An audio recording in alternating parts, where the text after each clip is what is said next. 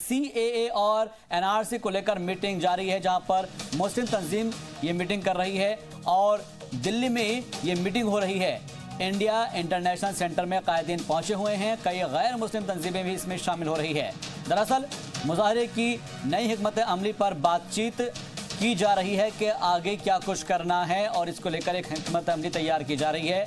India international centre में कायदीन पहुंचे हुए हैं। आपको बता दें कि जिस तरीके से सिटीजनशिप अमेंडमेंट एक्ट को लेकर अलग अलग जगहों पर मुजाहरे हो रहे हैं और वो जो मुजाहरे हैं वो तशद्दुद में तब्दील कई मरतबा होते भी नजर आए हैं।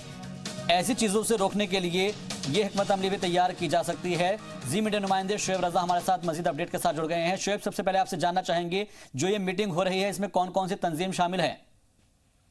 देखिए, पिछले अगर 2-3 दिनों की बात करें तो अलग अलग मुस्लिम तंजीमों की मीटिंग हुई है। कल भी हमने तस्वीरें भेजी थी कि जमीयत उलमा हिंद, जमात इस्लामी, इसके अलावा ज़कात फाउंडेशन और कई जो मुस्लिम तंजीमों के रहनुमा हैं वो बैठे थे और उन्होंने इस सिलसिले में क्या आगे किया जाए इस सिलसिले में बात की थी। आज जो मीटिंग है वो इसलिए अहम है कि इसमें सिर्फ मुस्लिम तंजीमें नहीं बल्कि कई गैर मुस्लिम तंजीमों से जुड़े हुए लोग भी इसमें शिरकत कर रहे हैं और CAA और इसके अलावा NRC का जो मसला है इस वक्त पूरे मुल्क में छाया हुआ है, उस क्या आगे की हिकमत अमली इस सिलसिले में हो और कम से कम जो हम देख रहे हैं कि मुजाहरों में जो तशद्दुद के वाक़यात हो रहे हैं ये ना हो, इसको रोका जाए।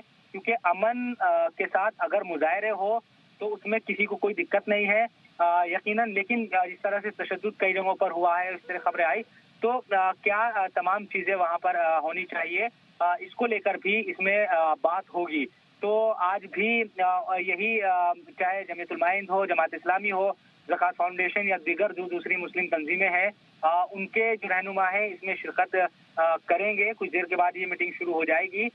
लोगों के आने का सिलसिला क्योंकि शुरू हो चुका है, तो ये उम्मीद है कि जब इनसे बातचीत, हम भी कोशिश करेंगे कि बातचीत हो और इनसे पूछा जाए कि दरअसल जो पूरे मुल्क में इस वक्त एक तरीके से कई जगहों पर, क्योंकि अफवाहें भी फैल रही है लेकिन कई जगहों पर यकीनन मुजाहरे भी हो रहे हैं। आज भी मेवात से जो तस्वीरें आई है वहाँ हजारों लोग जुटे। इसके अलावा हिंदुस्तान के अलग अलग मुख्तलिफ जो हिस्से हैं वहाँ से भी इसी तरह की लगातार तस्वीरें देख रहे हैं कि आ रही है, सोशल मीडिया पर भी आ रही है, तमाम जगहों पर वो देख रहे हैं।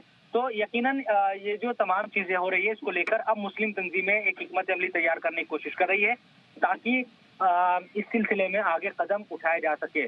और आज एक तरीके से ये भी कहा जा सकता है क्योंकि अक़लियतियों के हुकूक का आज दिन है 18 दिसंबर और माइनॉरिटी कमीशन की तरफ से भी एक कार्यक्रम थोड़ी देर पहले जब वो हुआ उसमें भी हमने मुख्तार अब्बास नकवी से इस सिलसिले में पूछा था, उन्होंने बात भी रखी। तो उन सरकार की जो बातें हैं उसका असर भी इस मीटिंग पर नजर आ सकता है, इस तरह की हम उम्मीद कर रहे हैं। अब देखते हैं कि यहाँ से निकलकर सामने क्या आता है। देखा था कि दिल्ली की जामा मस्जिद में शाही इमाम बुखारी ने तकरीर की थी और उस तकरीर के अंदर जो एक अहम हिस्सा हमने पढ़ा था उसमें यह था कि क्योंकि मुजाहरे ज़रूर हो रहे हैं लेकिन मुजाहरे जब होने चाहिए जब आप पूरी एक हिकमत अमली बनाएं, कोई भी तरीके से तशद्दुद ना फैले, क्योंकि अगर तशद्दुद फैलेगा तो सीधा इल्ज़ाम जो बड़े लीडरान हैं उनके ऊपर आ जाएगा, जो सियासी जो लीडरान हैं उनके ऊपर तो आएगा नहीं लेकिन जो तंजीम के लोग हैं उनके ऊपर आ जाएगा। खासतौर पर उन्होंने कहा कि अपने ऊपर लेते हुए कि एक इमाम के ऊपर सारी जिम्मेदारी आ जाती है, इसलिए उन्होंने हिकमत अमली बनाने की बात कही थी। तो क्या उस हिकमत अमली की जो अपील की गई थी उसके असर के तौर पर इस मीटिंग को देखा जा सकता है?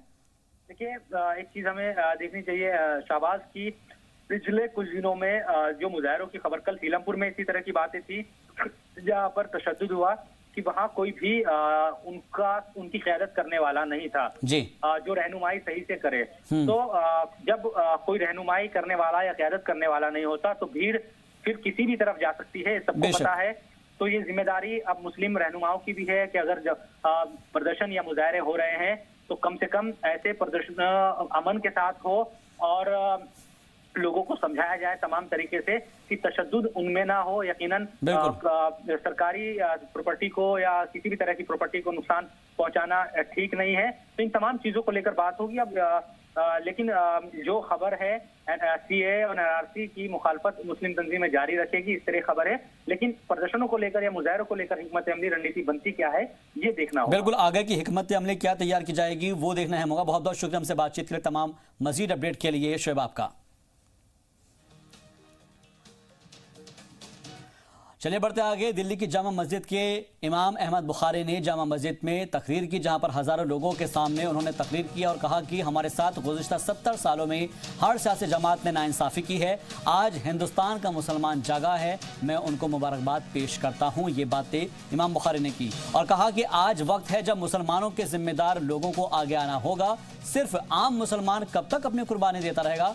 आज जो जज्बात मुसलमानों के अंदर है, अगर लाखों मुसलमान एक साथ आ जाए तो हम अपनी बातों को मनवा सकते हैं। इस तकरीर के दौरान इमाम बुखारी ने यह बात कही, लेकिन इस बात का भी उन्होंने जिक्र किया कि बिना हिकमत अमली के कोई भी मुजाहरा या फिर एहतजाज ना हो, क्योंकि इससे पहले हमने आपको बताया है कि किस तरीके से एहतजाज जो है वो बदल गया था तशद्दुद में। लेकिन इमाम बुखारी ने क्या कुछ कहा था, आपको सुनाते हैं।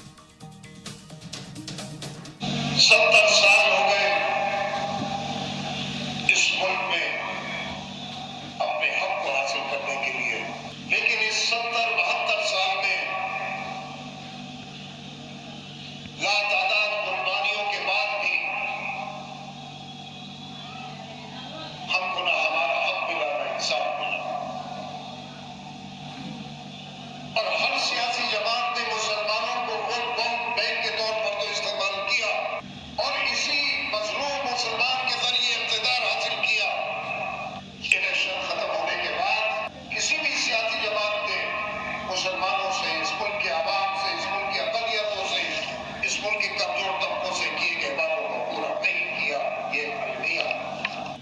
और इन्हीं जज्बात का अगर सही इस्तेमाल किया जाए तो लाखों मुसलमानों को इकट्ठा करके हम हर हुकूमत को मजबूर कर सकते हैं कि वो हमको इंसाफ दे।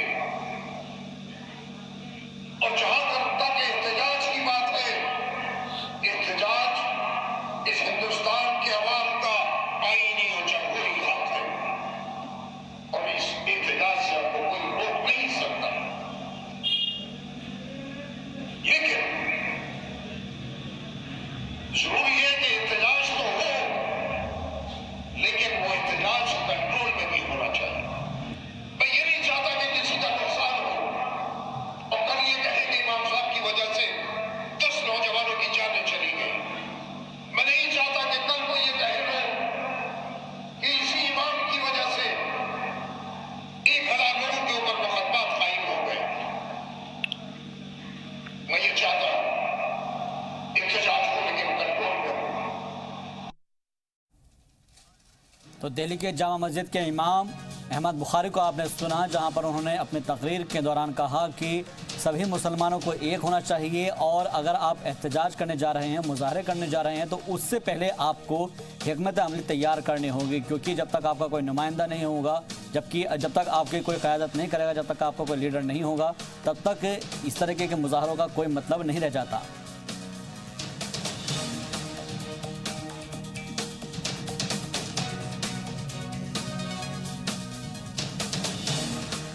और उधर देवबंद में पुरअमन तरीके से मुजाहरों का सिलसिला जारी है, जहां पर लोगों ने अपने दुकानों और घरों पर काली पट्टियां बांधी है। कुछ जगहों पर जो काले झंडे हैं वो लगाए गए हैं और बिना तशद्दुद के एहतजाज करने का फैसला लिया गया है। ये काले झंडे एक खामोशी एहतजाज है।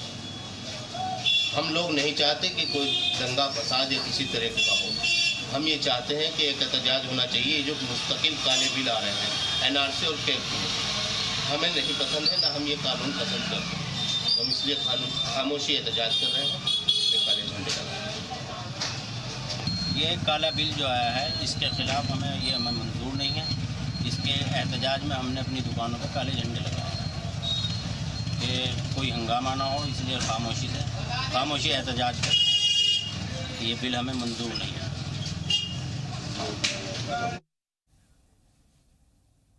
शहर तरमीमी कानून को लेकर सियासी लीडरान ने भी अपने रद्दमल का इजहार किया है। आइए सुनते हैं। आज देश की सरकार ने, देश के मुखिया श्री नरेंद्र मोदी और गृह मंत्री श्री अमित शाह ने देश की युवा शक्ति और छात्र शक्ति पर हमला बोल दिया है। आज देश के हर कोने में IIT मद्रास हो या मद्रास यूनिवर्सिटी हो, IISc बैंगलोर हो, मुंबई विश्वविद्यालय हो, बनारस हिंदू विश्वविद्यालय हो, गुजरात विश्वविद्यालय हो, जामिया विश्वविद्यालय हो या दिल्ली विश्वविद्यालय, पूरे देश के छात्र आंदोलनरत हैं। और मोदी जी और अमित शाह का जवाब क्या है कि इस देश के सारे युवा, इस देश के सारे छात्र नक्सलवादी, अलगाववादी या फिर वो पाकिस्तानी और एंटी नेशनल हैं। पहले तो हमें समझना चाहिए कि सिटीजनशिप अमेंडमेंट बिल जो अब कानून बन गया है वो देश के हित में है और देश के एक भी नागरिक को उससे कोई एक्सक्लूजन नहीं होता है और एक भी नागरिक को कोई चिंता करने की जरूरत नहीं। घुसपैठियों को चिंता करने की जरूरत है, लेकिन ये सभी दुनिया में है। और जहां तक ये आज कुछ जगह जो प्रदर्शन हुए, हिंसक हुए, उसकी जांच भी चल रही है, लेकिन 900 विश्वविद्यालय है, लेकिन एक भी छात्र की समस्या होती है तो हमारे दरवाजे हमेशा खुले रहते हैं। और इसलिए किसी का जेन्युइनली कुछ मुद्दा है तो वो सरकार सुनती है, संवेदनशील है। और इसलिए एक शांति बनाने की सबने अपील की है, हम भी करेंगे। और हम ये कहते हैं कि शांति से ही हर समस्या का हल होता है कोई भी, लेकिन इसमें ऐसी कोई समस्या नहीं है कि जिसमें आज के भारत के 130 करोड़ नागरिकों में एक को भी कोई तकलीफ नहीं। और उधर नए शहरियत कानून को लेकर बीएसपी लीडरान के वफ्द ने सदर जमहूरिया से मुलाकात की। नए बदलाव को आइन के मुखालिफ बताते हुए लीडरान ने पुलिस कार्रवाइयों पर भी नाराजगी जताई है। इस दौरान वफ्द ने दिल्ली के अलावा यूपी में मऊ के समेत दीगर शहरों के कार्रवाई पर भी सवाल उठाए हैं। वफ्द ने सदर रामनाथ कोविंद से आवाम की नाराजगी देखते हुए CAA कानून में मुदाखलत की भी मांग की है। वफ्द में सतीश मिश्रा, दानिश अली, अफजाल अंसारी समेत बीएसपी के दीगर लीडरान मौजूद रहे।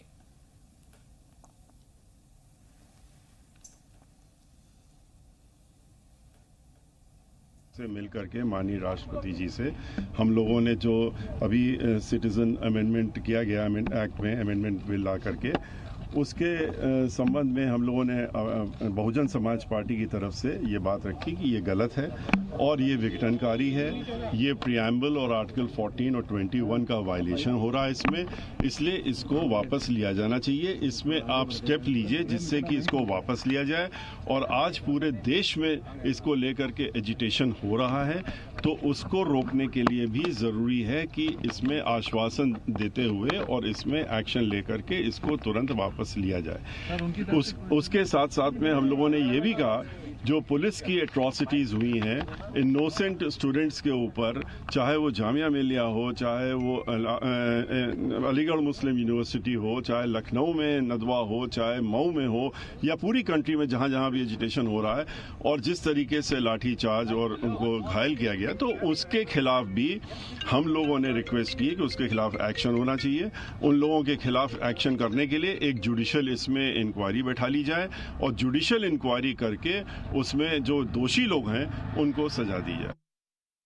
बीएसपी का स्टैंड पहले दिन से ये साफ है कि ये जो कानून लेके आए हैं ये कानून संविधान के खिलाफ है।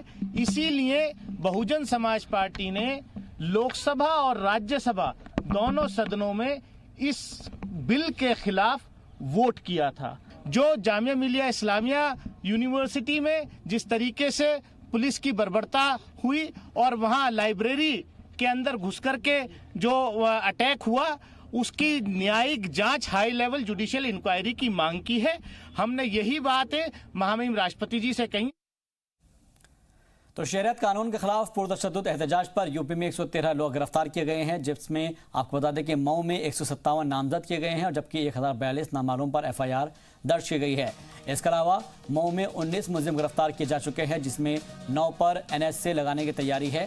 उधर लखनऊ में 5 मुलजिम गिरफ्तार किए गए हैं। सोशल मीडिया पर काबिल एतराज़ पोस्ट करने पर 4 लोग गिरफ्तार कर लिए गए हैं। बाराबंकी में 40 लोगों पर FIR दर्ज हुई है, तो हरदोई में 14 लोगों पर FIR दर्ज की गई है। संत कबीर नगर में 15 लोग नामजद हुए हैं, जबकि 25 नामालूम के खिलाफ FIR दर्ज हुई है। तो वहीं प्रतापगढ़ के AIMIM के 5 लीडरान को जेल भेजा गया है। उधर आगरा में 5, मथुरा में 38, पीलीभीत में 3 लोग गिरफ्तार किए गए हैं।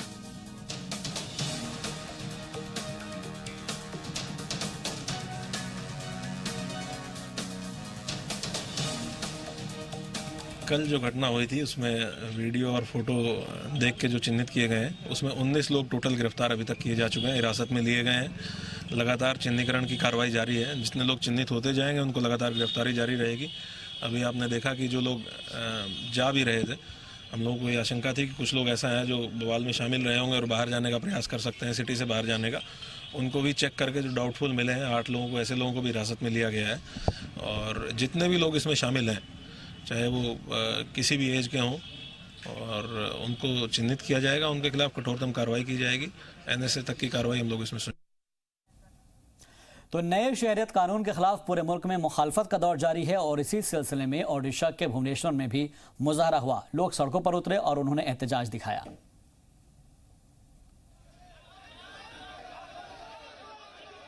तो फिर चाहे वो दिल्ली हो, यूपी हो, ओडिशा हो, हर तरफ इस तरह की आवाज़ें उठ रही है। लेकिन उत्तराखंड के रुड़की में भी शहरियत तरमीमी बिल के खिलाफ मुजाहरा हुआ है। यहाँ पर भी लोग सड़कों पर निकले और उन्होंने भी यहाँ पर नारेबाजी वो करते हुए नजर आए। ये ज्ञापन में मुख्यतः इनकी आपत्ति और इनके विचार व्यक्त किए गए हैं। ये माननीय राष्ट्रपति महोदय को संबोधित है और हमने रिसीव किया है। प्रशासन की ओर से इन्हें शांतिपूर्ण तरीके से अपनी बात रखने की अनुमति दी गई थी। संख्या बल इनकी ओर से जो बताया गया था उससे हमने इन्हें सीमित रखने के लिए ही निर्देशित किया था और उसी के क्रम में स्थिति हमारे नियंत्रण में है।